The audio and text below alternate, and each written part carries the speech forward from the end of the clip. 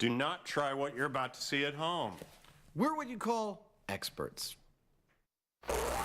On this gripping episode of Mythbusters, Adam and Jamie spin out I can feel the breeze. in a double bill about dangerous driving.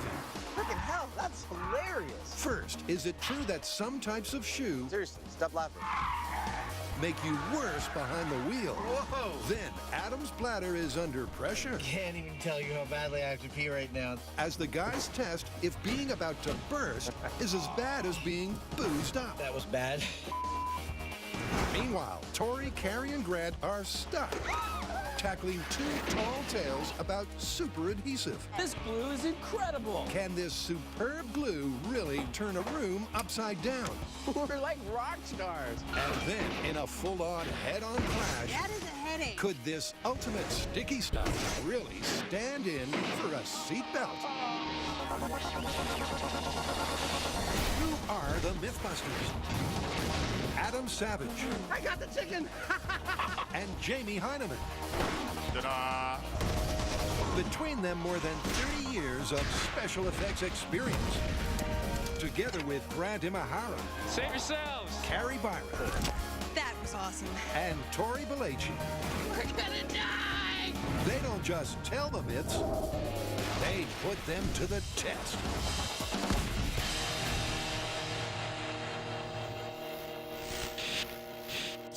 And first, buckle up, because the Mythbusters are gonna hit the road. We've got two stories to do today, both of them involving dangerous driving. That sounds like fun. What's the first one? I'll give you a hint. How's that fit in? Well, the myth is that there are certain types of shoe wear so poorly designed for driving that they actually make you into a dangerous driver. You don't actually think I'm gonna wear those, do you? In fact, I do. I thought you'd respond that way, but I got something that'll make you feel better. What's that? Our second story, which is that driving with an extremely full bladder is supposed to be just as bad as driving while drunk.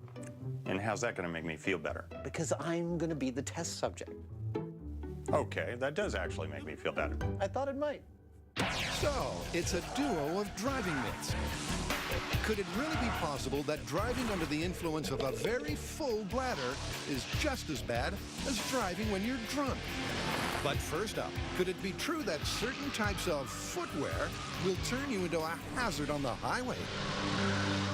Well, supposing you do actually manage to get me in a pair of those, how do you propose we test them?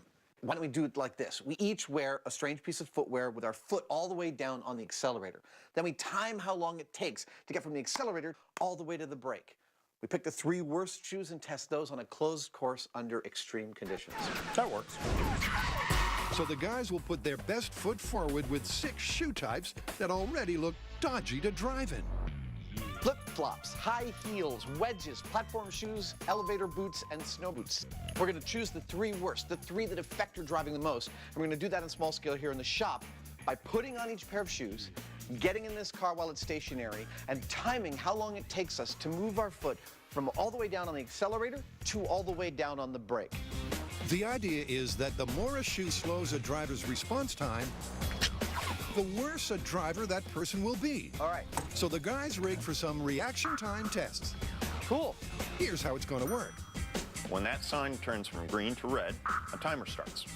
I will be sitting in the car with my foot on the accelerator pedal. The moment I see that timer start, my goal is, as fast as possible, to get my foot off the accelerator and onto the brake, which stops the timer. And that's our reaction time. Indeed. And the 3 pairs that cause the slowest reaction times will make it through to the real-world road test. What's first? Flip-flops. By the flip-flops, well, there's entire states where people wear these 24/7, like Florida and Hawaii. Who knows how dangerous it is to drive there? As their name suggests, flip-flops are hardly precision footwear, which Adam discovers. 0.71. To eliminate any little performance glitches, the guys will both test each pair of shoes.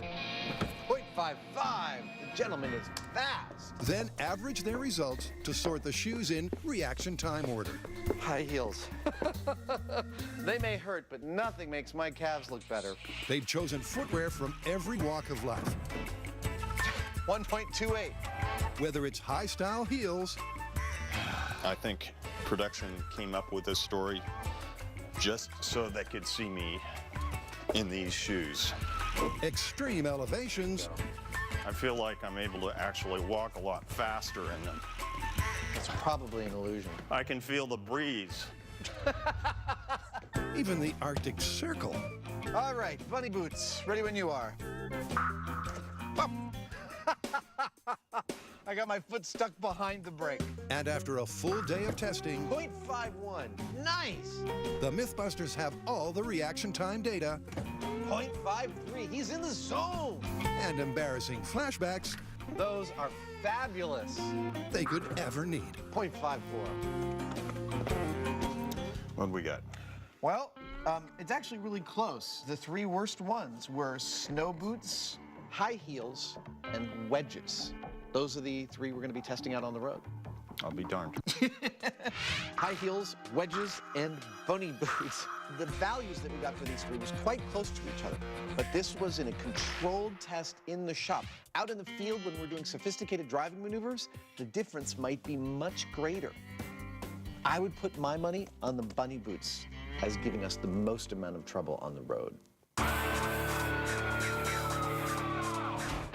Coming up, Carrie, Tori, and Grant have themselves a sticky situation.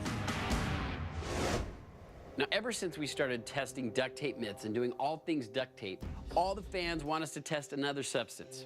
You mean super adhesive? Exactly. They think it's so amazing that it can do all these crazy things. All right, so like what? Super adhesive seatbelt, and the old classic upside down room.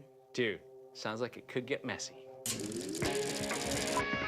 Super adhesive is the perfect glue when you're hanging out for a quick fix. But can super adhesive really let you turn a room upside down? Or stick you safely to your seat if you have a car crash?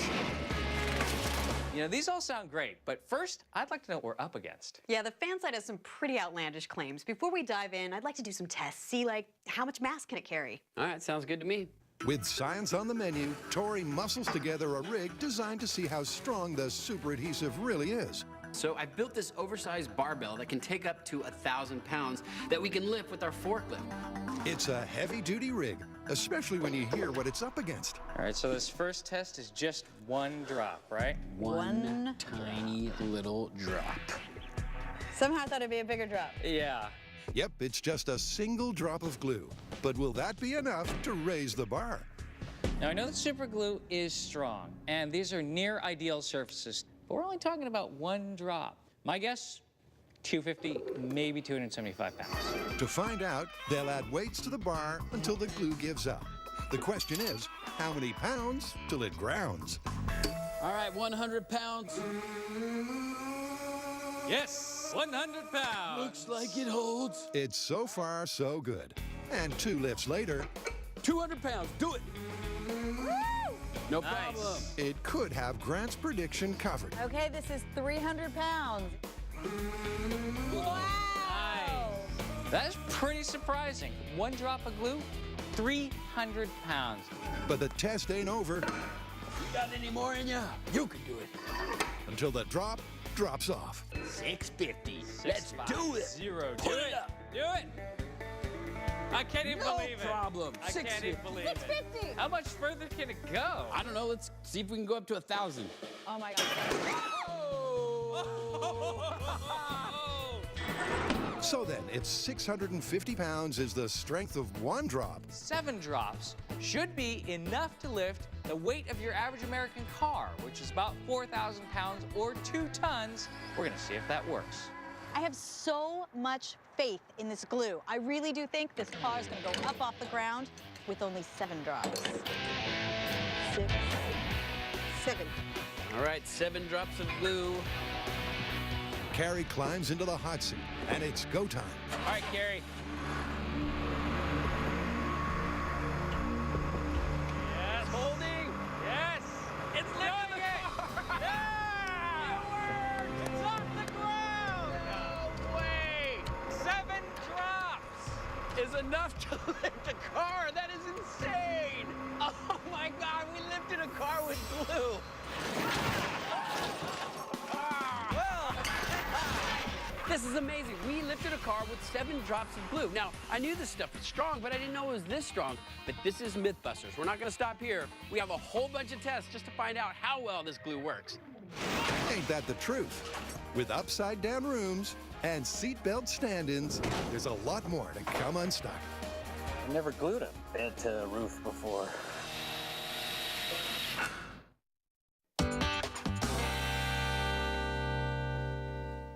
For some years, the headlines have had it in for high heels. But does fancy footwear really lead to dodgy driving? Well, in the shop, Adam and Jamie's health hazard heels were just that. Ow. But now it's time to see if they'll be a risk on the road.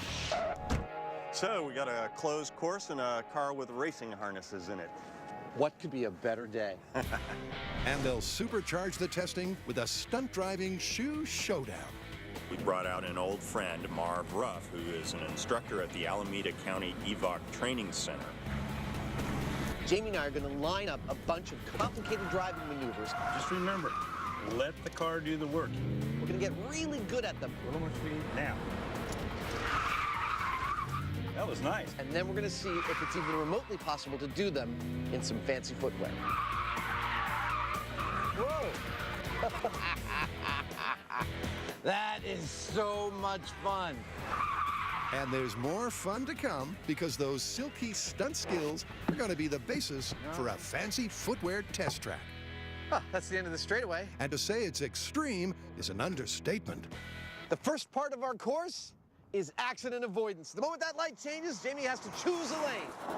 Accident avoidance means not hitting the cones. It also means not hitting any people. After accident avoidance comes the forward 180, which we've been practicing. He's gotten pretty good at it, too. He's got to nudge this pedestrian.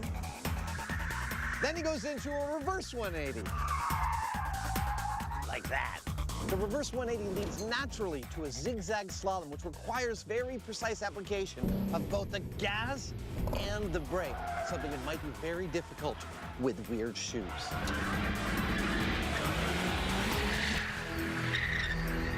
And the whole thing gets timed. It's to try and get the best possible time.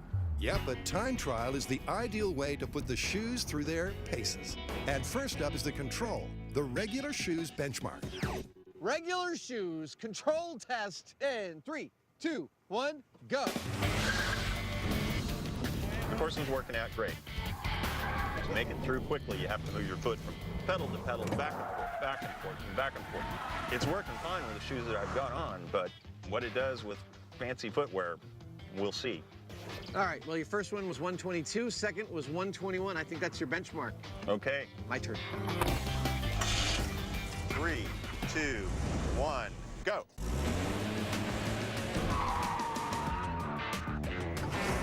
If any kind of alternative shoe wear is going to inhibit my ability to drive at all, it's going to show up on this course.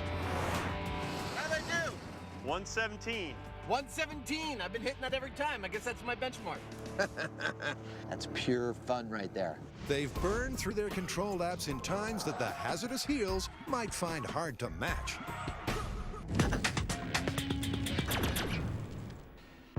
Super Adhesive has set a really high standard. It's off the ground! We lift the car with nothing but glue! But could it fail at its first myth? All right, so now that we've seen the power of super adhesive, what is our first myth? All right, this myth comes from the 70s. Apparently, rock bands would go to hotels and pull these pranks. And one of the pranks was they would glue the furniture from the room on the ceiling. Okay, the crazy part of this to me is not just the logistics, but the time restraint. They would have had to do it like overnight. We should not only glue our furniture up, but we should do it within a day. All right, let's get to it. Rock stars have a history of hotel room hijinks. But can you really turn a room upside down with super adhesive? So this is the room that we are going to turn upside down. Now, it's built to code, and it has everything you would find in a hotel room. We have a desk with a computer on it. We got a light stand. We got a bed with sheets. That ain't going to be easy. We have a coffee table with a whole bunch of stuff on that. We have a couch. There's a plant. There's a television. Maybe some dirty laundry. I mean, this is one of our rooms. Although none of these items weighs as much as a car, what's critical is the materials they're made from. These lumpy, absorbent surfaces are a super adhesive's kryptonite. It would be difficult to get them to stick to the floor, let alone the ceiling, and we don't have that much time. But my guess, the most difficult thing to get to stick to the ceiling? The bed. With the checkout clock ticking, Tori needs to first stick the bed, not to the ceiling, but to itself. So what I'm trying to do is get as much glue on the mattress as possible. But even then, I don't know how well it's gonna stick. 7 drops was enough to lift a car, but it's taken 7 bottles to stick the mattress to the base. But eventually, it's set for liftoff. All right, so this tool is normally used to lift sheetrock up to the ceiling, but we're gonna be using it to lift furniture so we can glue it to the ceiling. I bet it was never intended for that. It's a delicate balance There's something you don't see every day. between letting the glue harden I never glued them. Bent to a roof before. and staying on top of the clock. Ah, this is stinky. Get it wrong, All right, let's see if the glue holds the bed up. and this myth will come crashing down to earth. Looks pretty solid so far. Creeping. Hey! Hey! That is awesome. It's holding. That is one upside-down bed with a cherry on top. Sweet. But there's no let-up, because the couch is next to go. And thanks to its nice flat feet, I think we may have pulled it off. the glue is now 2 for 2. All right, go, go, go. This corner's holding. It's a don't try this at home classic. Nice. Next piece of furniture. So you look at the TV and you think, no problem. It's got a huge flat base, probably got about 100 square inches of surface area to glue to, right? Wrong. This is gonna be a nightmare. See, underneath the TV, there's this whole waffle pattern. Couple that with the fact that this is an old school, heavy, tube-type TV, and you got a problem. A problem that's going to swallow some serious time. But they can't afford to down tools. So up goes the coffee table. Ah, my eyes are burning. And 40 minutes later, the TV is set. That helps. But eventually, with all hands on deck, the glue triumphs again.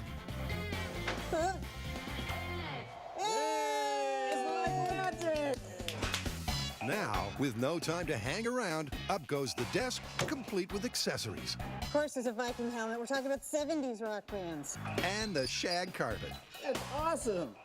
Just as they're wondering what all the fuss was about, Oh, mother scratcher. they get stuck. Now, the potted plant is one of the lightest things in this challenge, but the soft wicker basket just doesn't want to stick. So, the plan is keep adding glue until it does. How's that? One bottle becomes 2, 2 becomes 3. But after an hour's work, they finally stick it to the plant. And there's still time for a few final flourishes Ta-da! before the result floors them. Wow. This is so psychedelic. Isn't this crazy? Well, it looks like you can turn a room upside down with glue. And I think this is confirmed. Confirmed, but very, very strange. Later, will super adhesive hang on in a head-on? Here we go. But next, it's the ultimate hot rubber high heel hoedown.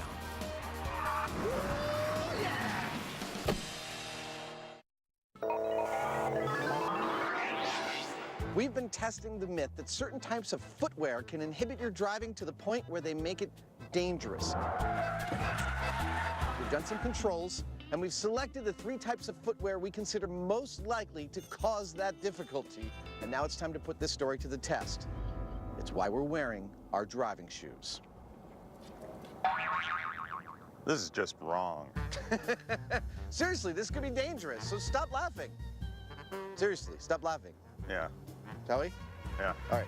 These red heels were the 3rd slowest performers in the reaction time tests. Oh, hey. Humans weren't meant to wear these things.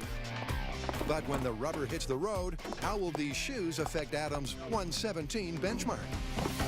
Okay, red shoes in 3, 2, 1, go. Unfortunately for Adam, there seems to be trouble from the very start. Harder to get up to speed because I'm pointing my toes. Because of the narrow toe Whoa! Okay, that was different. and the towering heel, Into the reverse 180, ladies and gentlemen. shifting from pedal to pedal seems harder. Whoa, a little understeer there, eh? But Adam and his stilettos do stay the distance. Come on, baby. Let's get home. Daddy's got a new pair of shoes. And he completes the lap. But how much have high heels hampered his handling? How did I do? I don't know, what do you think? I feel like, if anything, I was a couple seconds slow. Nope, you were right on the money. 117. No way! Yep. Adam has matched his control time exactly. 1 minute 17. But will there be a spike All right. in Jamie's lap time? You know, I might have a problem doing this if I was more insecure than I am. As it is, it's just another day on the job. All right, high-heeled shoes driving test in 3, 2, 1, go. Jamie tries his hardest to put the pedal to the metal. I think I'm getting a sense as to where this story comes from. So far, so good. I mean, just look at these things. They look awkward. They feel awkward. How do you think you did? I don't know, about the same. Exactly the same. 1 minute, 21 seconds. Well, there you go. Time to move it up a notch. You ready with the wedges? I'm totally ready, and I'm sparkly. Go. Now, in the shop tests, the wedges had a worse reaction time than the stilettos. I felt my foot catch a little bit on the accelerator pedal there, But on the track, but I don't really feel like it's getting in my way. for both Adam 118. and Jamie, 1 minute, 22 seconds. Pretty much right on the money. it's left them with one last pair, the worst case scenario shoes of all. Let's do it. Okay, snow boots. In 3, 2, 1, go. In their shop tests, these bunny boots showed seriously dangerous tendencies. I got my foot stuck behind the brake. The early signs are promising. Oh, wow, yeah. Oh, I might have lost some real time there. But the stopwatch barely skips a beat. 119. 119, wow, just a little bit slower. Not by much, though. I'd say that's also within an acceptable margin of error. That's crazy. And Jamie's snow boot time? On the money, 121. Well, we've tried really hard to craft an experiment that would tease out any difference in types of footwear and their effect on your ability to drive. We built a course that required lots of precision driving maneuvers. And after all of this testing, we can't discern that there's any significant difference between any of these shoes and how they affect your ability to precisely drive. None of the shoe styles we tried made any difference whatsoever in our timing. No, and I think we've got a pretty good spectrum there, too. I gotta say, this one's busted. Thoroughly busted. Let's get out of here. You do realize that this is what's going to stick with us throughout eternity? Still to come, Adam brings his bladder to the brink. I really, really, really need to go. But next, can super adhesive stand in for a seatbelt? That's incredible!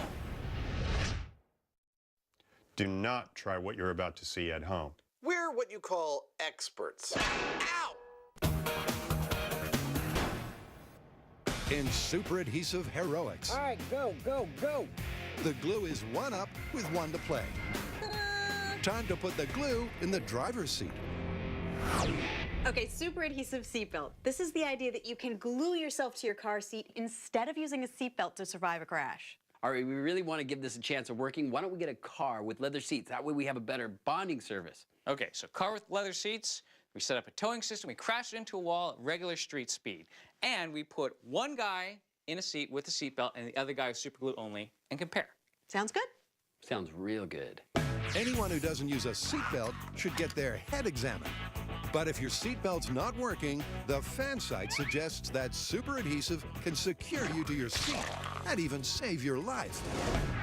To peel the sticky facts from fiction, it's off to the runway. Okay, this is just nuts. But we're gonna crash from cars, so that's gonna be cool. With cars to be crashed, the guys roll out a classic Mythbusters tow system, There we go. complete with concrete K-rails I can't believe they continue to rent these to us. and a car with the right stuff. So for a super adhesive seatbelt myth, we've got the perfect car. It's got leather seats to give us the best chance of adhesion. We're gonna have 2 passengers.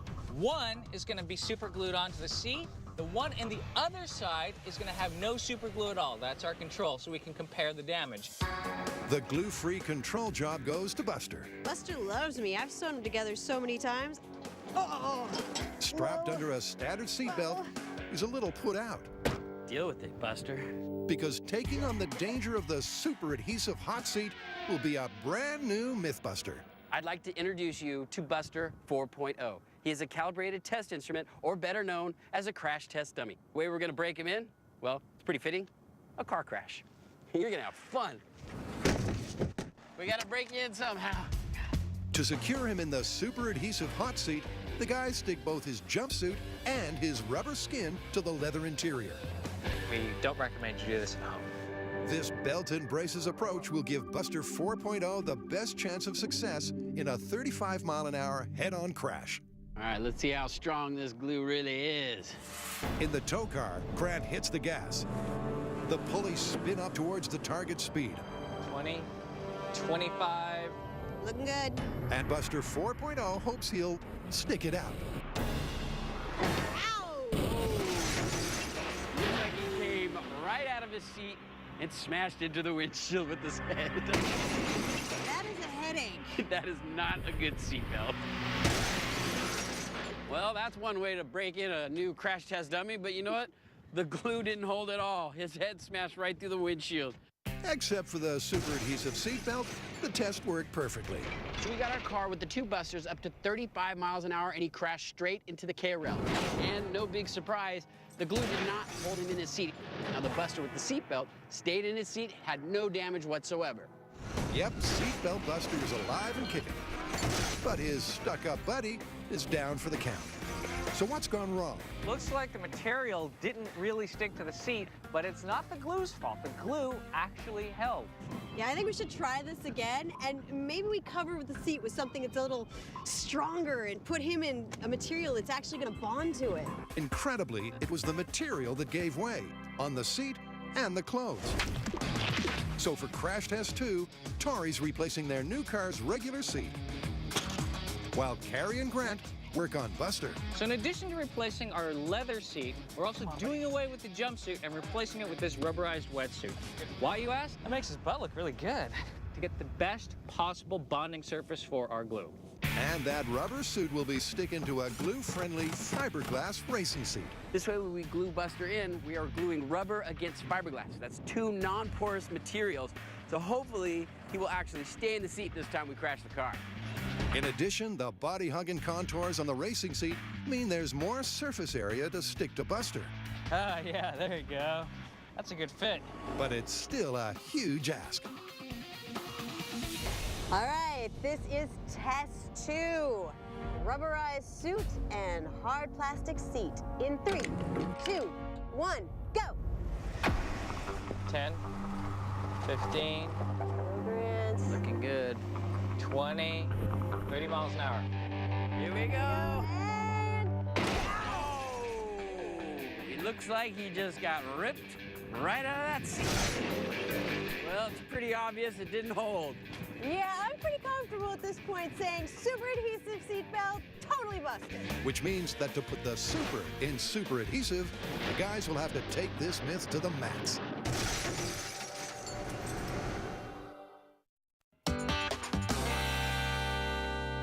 So driving drunk versus driving with a full bladder seems like a pretty straightforward set of tests to me. Let's do this one in a regular driving test style course. You know, maneuvering, parallel parking, etc. Do it once with a full bladder, once at the legal limit. You know, we should be careful. We don't want to rupture your bladder. So let's say we get a medical professional in to supervise. Let's get to driving. The dangers of driving while drunk are well-established facts, but a recent study has suggested that an overfull bladder can make driving more hazardous than being intoxicated? Is it possible that being desperate to pee makes you drive as badly as being over the limit? Well, to find out, it's back to the asphalt heaven, Alameda. It is a perfect day for driving. Even if doing it dangerously. Especially. This time it's out with the stunt driving and in with something altogether more traditional, a standard driver instruction course with a few well-chosen distractions. Well, you know, when you gotta go, you gotta go. Allow me to show you our course. It begins and it ends right here with a 1 mile long, very tight straightaway. This will test my powers of concentration and endurance, both with a full bladder and under the influence of alcohol. So the next part of the course is a very narrow, snaky little curve, followed by the roundabout. I will enter it over here and make 3 complete circuits of it before exiting towards the slalom. First he goes through it forward, then he has to go out of it in reverse and move on to that very straightforward yet most difficult part of the driving test, the parallel park. This is the penultimate maneuver before the final test, which is where Adam will have to respond to a random change of these traffic lights that'll tell him which lane he has to swerve into at speed. They'll judge Adam's driving on how he performs each maneuver, as well as on his speed. Adam can't exceed 20 miles an hour going down the straightaway. When he's doing the obstacle course, he can't exceed 25 miles an hour, and he can't hit any cones or any pedestrians. Sober and with an empty bladder, Adam peels off 3 practice laps to get to grips with the course. And by starting with the full bladder test, Adam can enjoy his hangover once the testing is well and truly over. What's with the urgency room tent? Well, this experiment about me getting a full bladder is not as simple as me just drinking a ton of water, having to pee, and then driving. The fact is, you can actually drink too much water and create a potentially dangerous situation. That's why this whole experiment is going to be monitored by a doctor, a urologist, in fact, Dr. Shu here. He is going to ultrasound my bladder to make sure my bladder is properly full and yet I don't die, which is, you know, good. And get this, I already have to pee a little bit, so we're like ahead of the game. Your bladder actually has 174 cc's in there. Average bladder capacity is about 350 to 400, so you're about halfway full right now. What you're saying then is I should probably drink like 180 cc's of water right now. More like 300. 300? You'll be fine. Okay. It can take up to an hour before a drink trickles into the bladder. Here we go. 300 milliliters down the hatch. But a drink this size, and Adam's bladder already half full, in just 20 minutes, he's feeling the pressure. How you doing? I definitely really have to go, but I think I should wait just a little longer. Another 10 minutes, and Adam thinks he's full to the brim. Whew. Yeah, I feel a lot of pressure. However, the ultrasound identifies room for even further expansion. Okay, I'm gonna drink a little more water. 100 mils, and 5 minutes later, Adam really is myth-busting. I really, really, really need to go. But before he goes, I'm ready for the full bladder test. Jamie wants to outline the scoring system in excruciatingly slow detail. The way we're going to score this test is Adam starts out with 100 points, and every time he does something wrong, we subtract some points. Now, each cone is worth 5 points. Oh my God, I can't even tell you how badly I have to pee right now. Every time that he screws up a test, that's 20 points. And every mile per hour over the speed limit he goes, that's 5 points. Let's do it!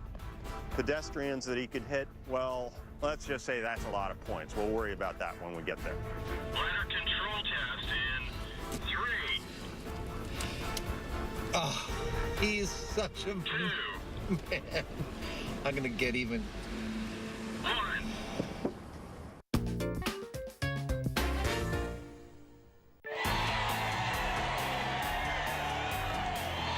In 2006, a team of scientists at Wake Forest University created the world's first lab-grown bladder and successfully transplanted it into a human.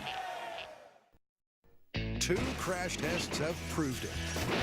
Super adhesive is no seatbelt. Not yet. So far, we've been having no luck with our super adhesive seatbelt myth. The failures have either been in the clothing that the dummies are wearing or in the seats themselves.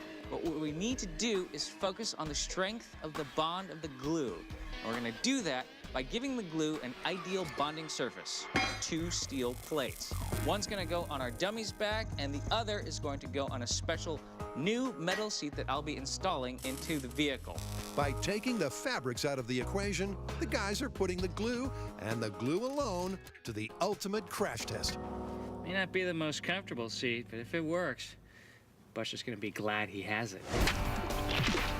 We're back at the runway and we're all set up for another crash because we want to find out if just the bond from Super Adhesive can withstand the forces of a car crash.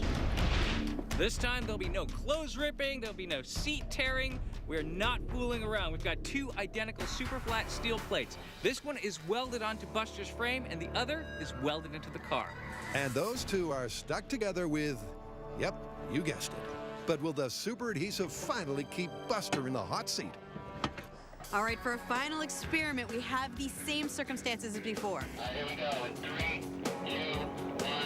All right, toe looks good. We have one Buster just seat belted into the passenger side, and then we have our main Buster with 2 metal plates, Super Adhesive glued together, sitting in the driver's seat. Straight headed towards the K-rail.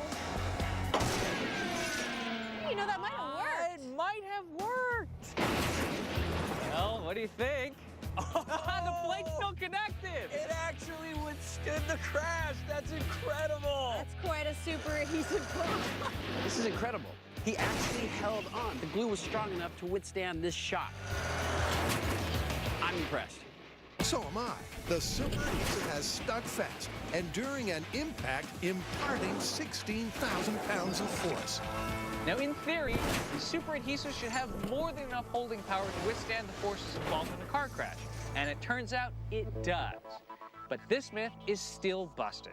Because unless you have a steel skeleton with a 12-inch square steel plate welded to your back and an identical 12-inch square steel plate welded to a steel immovable chair in your car, it's not going to work for you. Please use a seatbelt. Well, we're not going home in that car. Nope.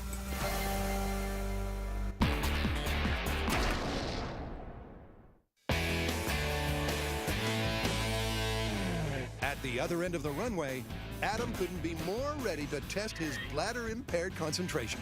Bladder control test in 3, 2, Man, I'm gonna get even. 1, go. The first challenge is the mile-long straightaway, with a speed limit set at 20 miles an hour. Oh, oh, it's taking so long. And it's clear that Adam's feeling the pressure. Ow! Oh, man, I can feel that right turn. Oh! Next up is 3 turns of the roundabout. Okay, there we go. He only did 2. He's supposed to do 3. With his bladder becoming fuller by the minute. Oh, man, this hurts. This is killing me. There's a cone. Adam's concentration is slipping. Oh, this is awful. Parallel parking. I wish I was parking so I could pee, but I can't. Oh! While he grimaces through accident avoidance, Oh! Yes! Okay. it's the long, slow mile home. Urination is only minutes away. Lined with Jamie's deliberately distracting portable toilets. Oh! That's the hardest of all. But at last, he's finished. How did I do? Can I make a pee? Well, first you got to do a piece to camera, I think. Or... No. No? Yeah, Camera. I'll see you in a minute, okay? Adam is relieved.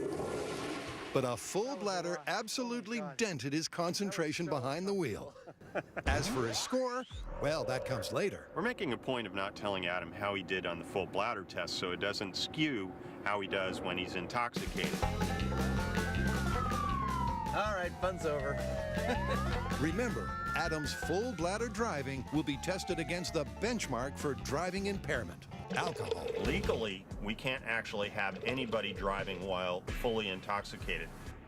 What we can do, however, is bring Adam right up to the limit, just under it, and have him drive then with the supervision of law enforcement here. And they're going to be using a breathalyzer on him. We'll know exactly where he's at and make sure that we don't actually break the law. With California law allowing a .08 alcohol reading, Almost there. Adam's ripe. 0.75. I think that is actually our butter zone. I have never driven anything as altered as I am now. I can't believe the legal limit is honestly as high as it purportedly is. And to be on the safe side, the police tag along. I'm ready, sir. 3, 2, 1, go.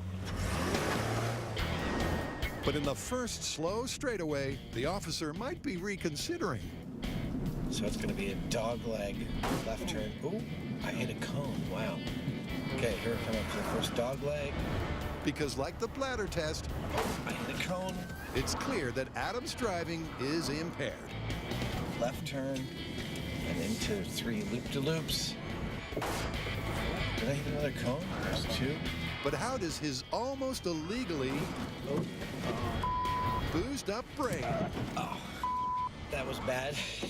Fortunate. compare to the tolerated distraction Now it's accident avoidance. Here we go. of a busting bladder? You made that one all right, but just barely. Now back home again. Well, once Adam's done, it's almost time to find out. Hi, Jamie. Hi, Adam. How did I do on that one? Not so good. No, really? Yeah. Oh, shoot. I kept on talking and losing focus. I'm not surprised.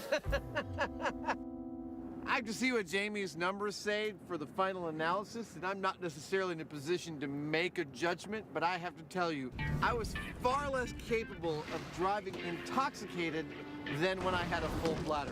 I mean, I was in pain with a full bladder, but intoxicated, I just didn't have the ability to focus on several things at once. And with a possible 100 points per test, the results are Driving with a full bladder gave you a score of 70 points. Oh, that's not bad. Driving while intoxicated gave you 25 points. Whoa! So the myth that driving with a full bladder is just as bad as driving while intoxicated is? Busted. Great. Let's get out of here. I'm driving. Okay, good. I'm happy about that. Yep, the numbers don't lie. Driving drunk is far worse. But full bladder driving is a serious road risk. So here's the news. If you need to pee, pull over. I thought you said you were driving! I am.